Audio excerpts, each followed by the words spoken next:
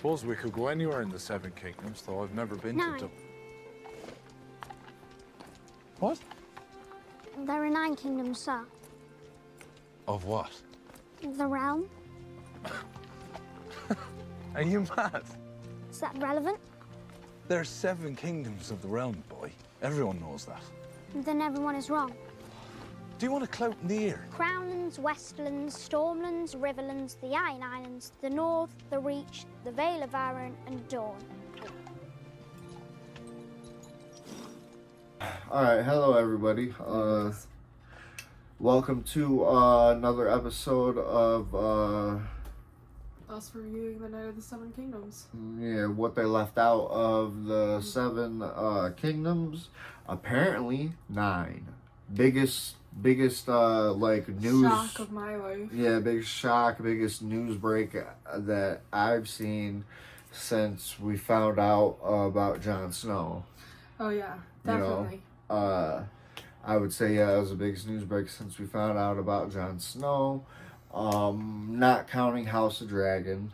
Yeah, the territories are the territories that we've all heard of before.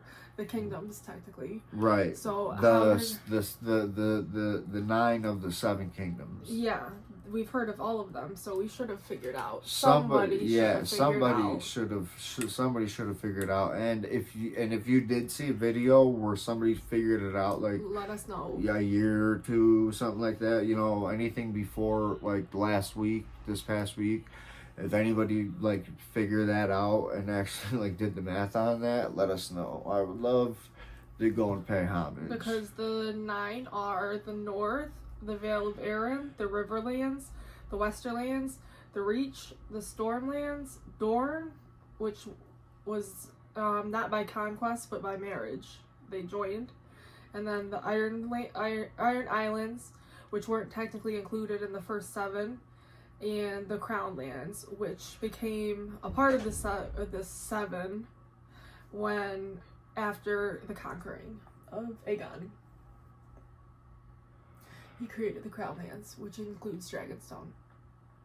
Yeah, because that's where their family, the Targaryens, arrived, was on Dragonstone. Right, they had that before they had come to Westeros at all. And Dragonstone was sitting on the mountain of Dragonglass, which is, it was almost like it was fate, almost like somebody had a dream about it, and called it the Song of Ice and Fire.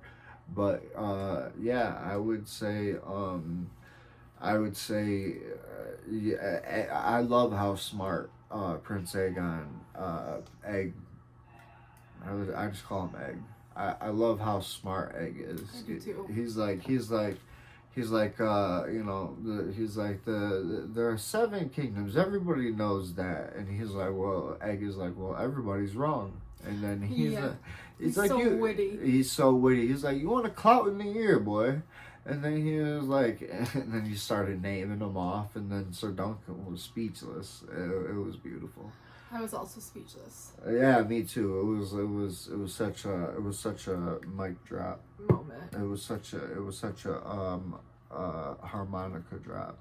We just wanted to talk about how there are 9 kingdoms in the 7 kingdoms. In the 7 kingdoms, there are 9 kingdoms. I feel like somebody should change that name. Change the name of the show, maybe. Eventually. You got a bunch of ignorant, people walking around, like, it's 7 kingdoms. Well, they still called it the 7 kingdoms even in the time of Game of Thrones, so it's not like no one ever started actually counting it, Yeah, maybe there were less lords. Who were did you say you had the did you say you had the lords? I do. It's just I believe.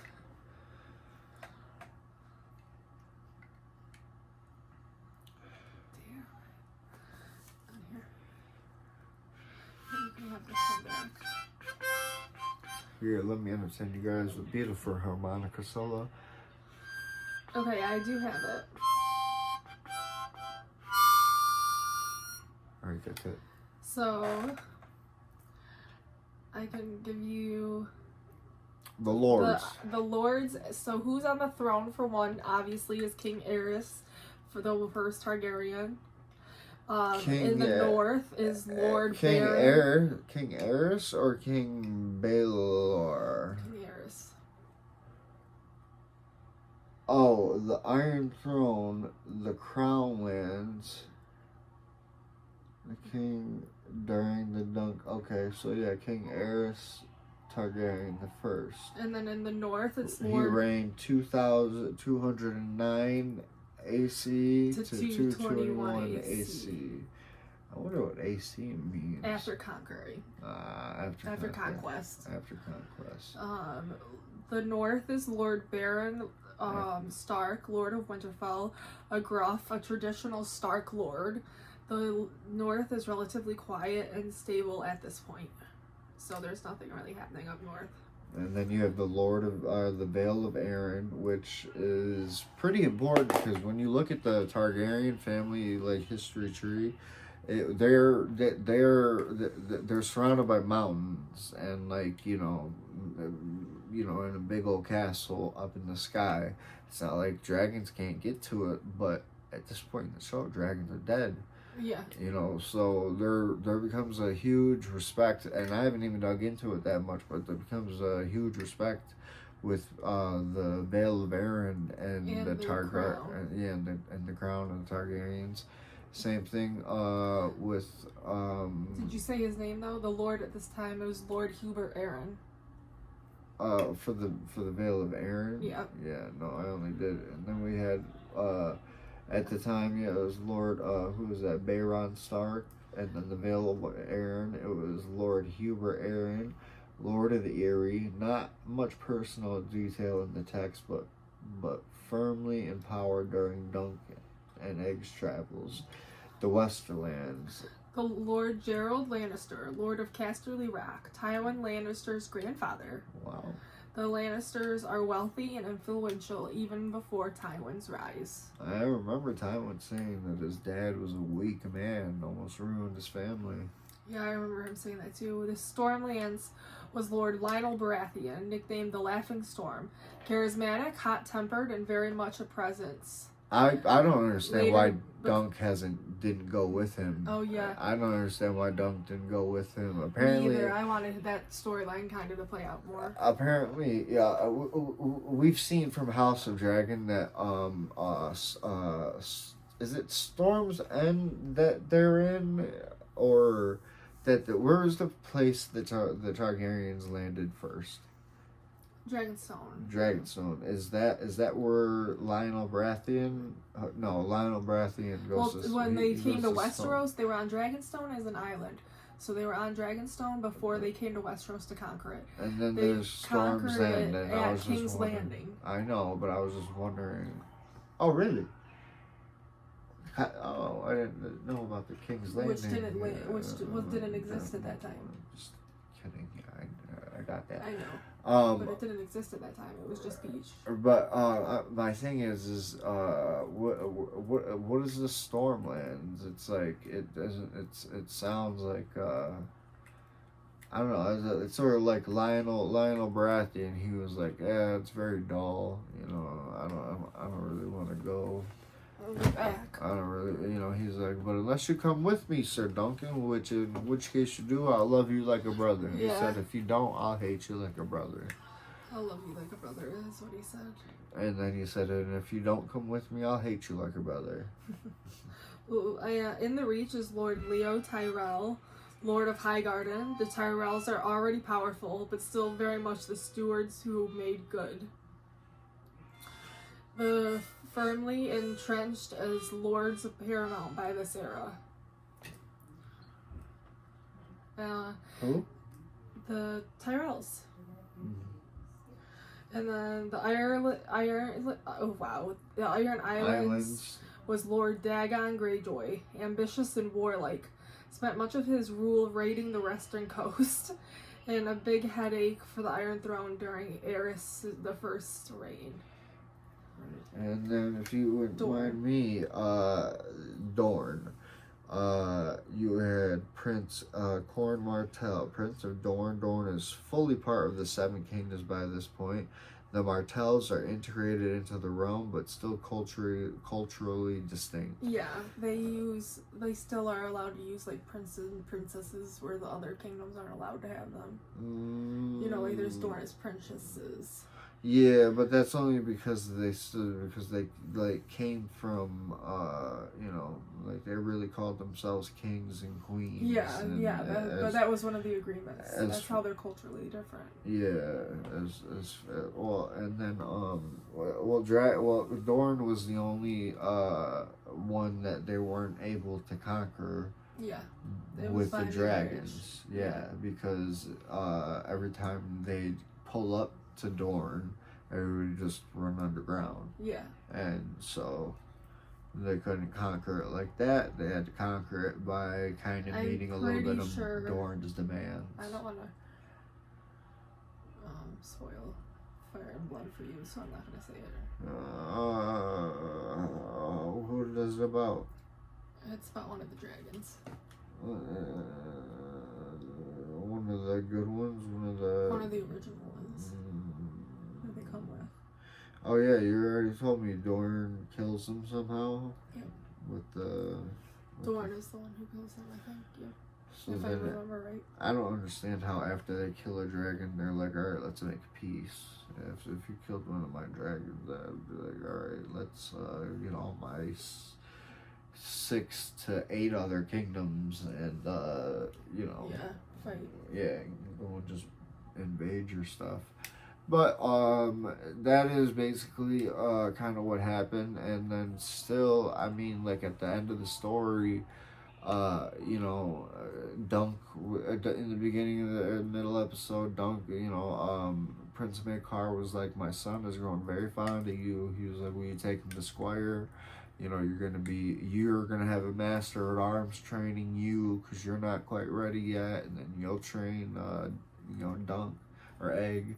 Yeah. And he was like, with all due respect, sir, I'm done with princes. Yeah. You know, because I mean, I agree with him. Yeah, he's seen one prince that lied about him, and you know, there was another that he put hands on, and then another that he almost died, or died because of him. Another the next heir, you know, heir in line died because of him, and you know, and it was all because Egg acted like an orphan, and shaved his head and whatnot. He's smart, but he's not realizing the consequences of his actions, and I don't think that you know, after everything that happened and stuff, at the end of the episode, just leaves with Prince Maekar is like, where is he? He's mad and stuff. Where's Aegon? I've not seen him, my prince. I will ask the Septons. Where the fuck is he? And then Egg comes up to Dunk and he's like, yeah, my father said that I'm to squire for you, and blah. My lord father says I am to serve you.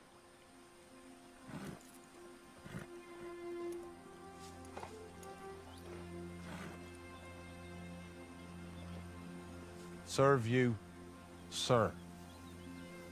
It's like Egg is trying to get Dunk killed. Definitely, yeah. Dude, like at this point, bro, like, you ran off with the dude for the second time after the heir died, the heir to the Iron Throne died. Yeah.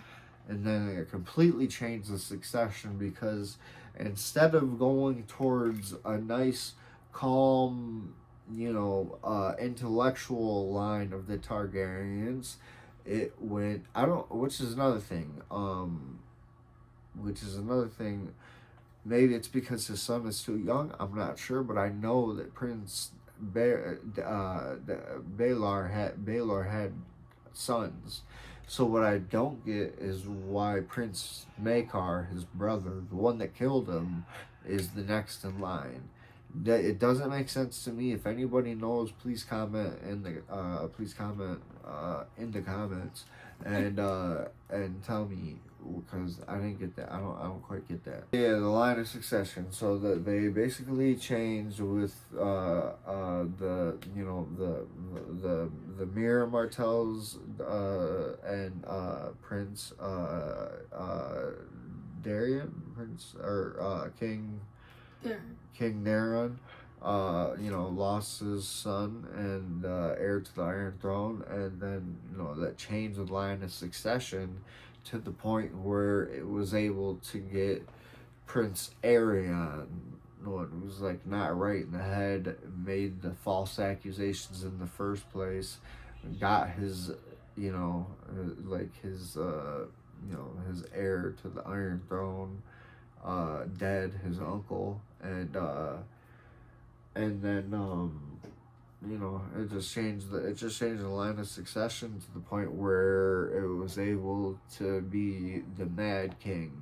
So the Mad King came into power.